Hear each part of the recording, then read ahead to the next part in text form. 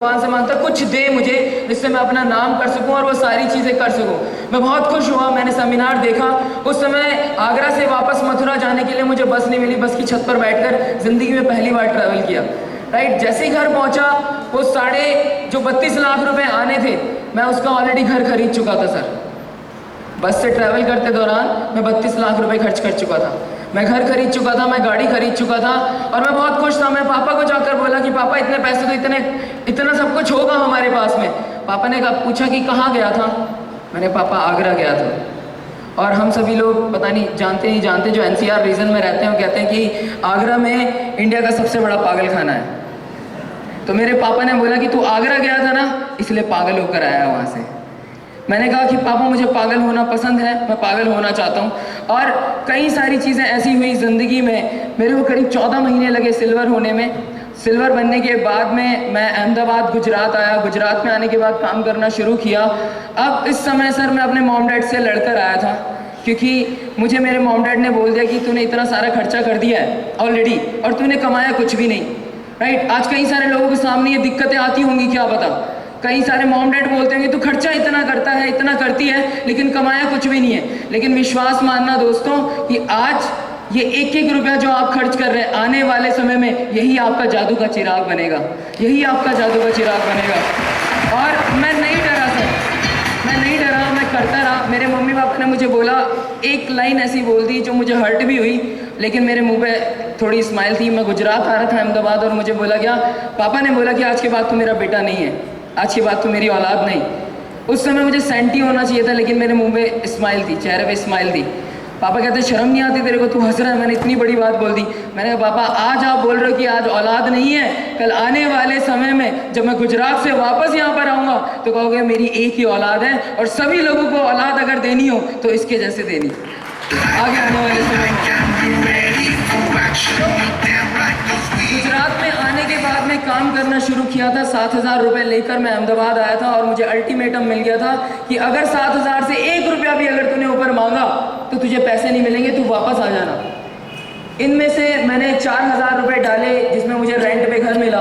बाकी 3,000 जो रुपये बचे, उसमें 2 दिन में मेरे 2,000 रुपये खर्च हो चुके थे। 1,000 रुपये बचे। मेरी अपलाइन ने मुझे बोला था कि कोई भी सेमिनार मत छोड़ना। लगातार सर मैं टारगेट ये लेके आया था कि मुझे 3 महीने के अंदर 90 की डाउनलाइन करनी है अहमदाबाद में। 6 महीने हो गए, 1 की भी डाउनलाइन नहीं हुई। और वो 1,000 रुपये में से करीब 400 रुपये मैंने अलग से निकाल के रखे थे, क्योंकि मुझे सेमिनार अटेंड करने थे रेगुलर, मुझे सीखना था। और क्योंकि मैं एक सिल्वर एसोसिएट था और मेरे पास सिर्फ 600 रुपये थे। उस 600 रुपये को मैंने 1.5 महीना चलाया और मेरा हर रोज़ का बजट होता था सिर्फ 5 रुपये। 5 रुपये में मैं पूरे दिन में या तो पानी पूरी खा के रहता था या फिर पार्ले जी पानी में डुबो के खाया करता था। वही मेरा डिनर लंच सब कुछ हुआ करता था। करीब 1.5 महीने ये चीज़ फील करने के बाद में, स्ट्रगल करने के बाद में मैं सर 10-10 किलोमीटर भी चला। और मैं जानता हूँ कई सारे विजर्स हैं जो आज ये चीज़ें करते भी हैं। मैं 10-10 किलोमीटर चला। बहुत धूप लगती थी, बहुत बारिश लगती थी, बहुत आंधियाँ भी आई हैं उस दौरान, लेकिन विश्वास मानना सर एक समय भी चेहरे पे मायूसी नहीं आई, एक बार भी। जैसा कि वैशाली जी ने बोला, आस्क बिलीव एंड रिसीव।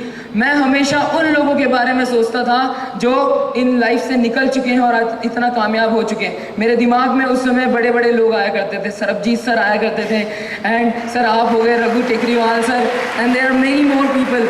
और मेरे हर एक स्टेप पे मुझे ये ध्यान आता था कि भगवान आज तो मुझे पैदल चला रहा है और आने वाले समय में तू भी मुझे 4 व्हीलर में डालेगा।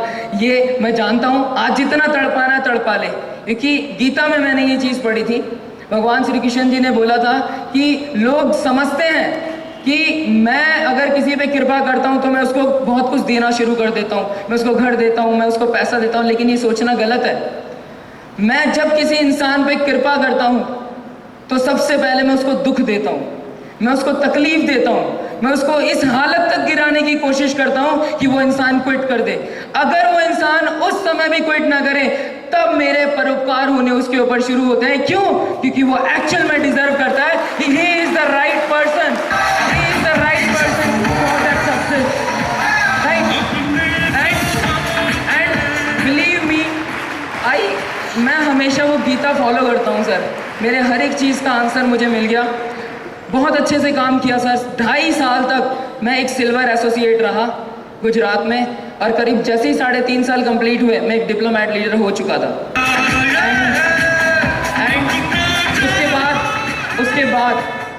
उसके बाद मेरी मुलाकात हुई 2 ऐसे लोगों से जिन्होंने मेरी ज़िंदगी बदल दी। राम लक्ष्मण बोल सकते हैं उनको, दोनों भाई मेरे सामने आए। अगर आज वो राम लक्ष्मण है तो मैं हनुमान हूँ उनका आज, राइट। वो दोनों मेरी ज़िंदगी में आज मेरे लिए भगवान का रूप तो है, mister Raghu Tekriwal sir and mister Gautam Jain ji, right. ये लोग मेरी ज़िंदगी में आए और इन्होंने मेरी ज़िंदगी के मायने बदल दिए। और मुझे बहुत खुशी होती है ये चीज़ बोलते हुए कि आज सर मैंने एक कमिटमेंट किया था कि कन्वेंशन में वो कमिटमेंट मैं पूरा करूँगा, बट करीब 15 ज्वाइनिंग से मेरा वो कमिटमेंट रह गया, राइट। मैं आज सिल्वर डिप्लोमेट होता लेकिन 15 ज्वाइनिंग्स रह गई। लेकिन आज सर मैं आपको कमिट करता हूँ 18 नवंबर हितिक मलन सर की शादी है, as we all know, right. मैं कमिटमेंट करता हूँ सर वहाँ पे मैं सिल्वर डिप्लोमेट नहीं आऊँगा, मैं वहाँ पे गोल्ड डिप्लोमेट बन के आऊँगा। It's my commitment to you. और बस ये है कि अपनी ज़िंदगी में जितनी भी चीज़ें हो रही हैं उसको ढंग से करें, राइट। मैं कई बार अपने जो बच्चे हैं उनसे बातचीत करता हूँ, ठीक है। कुछ सर अगर मैं 5-10 मिनट ले लूँ चलेगा? थोड़ी से फॉलोअप के बारे में बताना है मैंने, 5 minute, thank you sir. Follow up के बारे में बताना है। कई सारे लोग जो है ना वो सुन के आ जाते हैं कई सारे गेस्ट से, राइट। लेकिन अगर आपके अंदर एक्चुअल में ईविज़ है, मैं एक अपना फॉलोअप डिस्कस कर रहा हूँ, उस दौरान मेरे साथ क्या हुआ, उसने मेरे को ये चीज़ बोली कि ईविज़ जो है वो भाग जाएगी। हम सभी लोग इस चीज़ को फेस करते हैं, यस और नो, राइट। कंपनी भाग जाएगी। अब मेरे मॉम डैड किसको माना मैंने? ईविज़ को अपना माता पिता माना मैंने, राइट। और अगर कोई मेरे माता पिता के बारे में कोई बुरा भला बोले तो क्या मैं सुनूंगा? यस और नो? आप सुनोगे? यस और नो? नहीं सुनोगे। मेरे को भी नहीं सुनना था। उसने बोला कंपनी भाग जाएगी, मैंने हाँ भागी है कंपनी भागी है। अमृतसर में शुरू हुई थी, वहां से भागना शुरू किया। किसके साथ में? सन्नी अरोरा मन्नी अरोरा जी के साथ में, राइट। कंपनी भागी, रुकी नहीं कंपनी, यहाँ पे भी कंपनी भागी। वो दिल्ली पहुंची, वहां पहुंचकर उसने अभिषेक दुआ को जन्म दिया। कंपनी भागी और आगे बढ़ी, वो उड़ीसा गई, वहां पे अनिकेत दास में जाने कितने कितने बड़े लोगों को, लीडर्स को जन्म दिया। कंपनी अभी भी नहीं रुकी, अभी भी भागी। चेन्नई गई, संदीप केडिया जी को जन्म दिया। भागती रही पूरा साउथ कॉर्नर कंप्लीट करने के बाद में जब ये ईविज़ भागती हुई मुंबई आई, यहाँ पर रघु टेकरीवाल, विशाल अलगेरी जैसे बड़े बड़े सितारों को जन्म दिया। और आज ईविज़ गुजरात में भी है, और गुजरात का दम आज आपको हमने दिखाया है। वहाँ वैशाली धनानी, ऋतुल मलर, पीनाल गजेरा जी जैसे बड़े बड़े लोगों को जन्म दिया। And trust me my friends, company भागेगी अभी और, कंपनी और भागेगी, और ऐसी भागेगी कि आप आने वाले समय में सुनोगे कि हमारी ऑर्गेनाइजेशन ऑस्ट्रेलिया में भी भागी है और इस इंसान को जन्म दिया। हमारी ऑर्गेनाइजेशन न्यूजीलैंड में भी भागी है और यहाँ पे भी जन्म दिया। और विश्व के कोने कोने में आप ईविज़ का नाम सुन रहे होंगे। दिस इज माई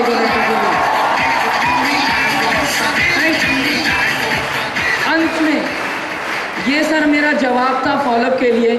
उस बंदे का ट्राइपॉड डाला सर अगले दिन, उस बंदे ने ट्राइपॉड के साथ में अगले दिन ज्वाइन किया, राइट। हम कई बार अपने आप को दबा के रख देते, नहीं। अगर आपको पता है you are doing right thing तो किस चीज का डर है? किस चीज का डर है? उस डर को बाहर निकालो।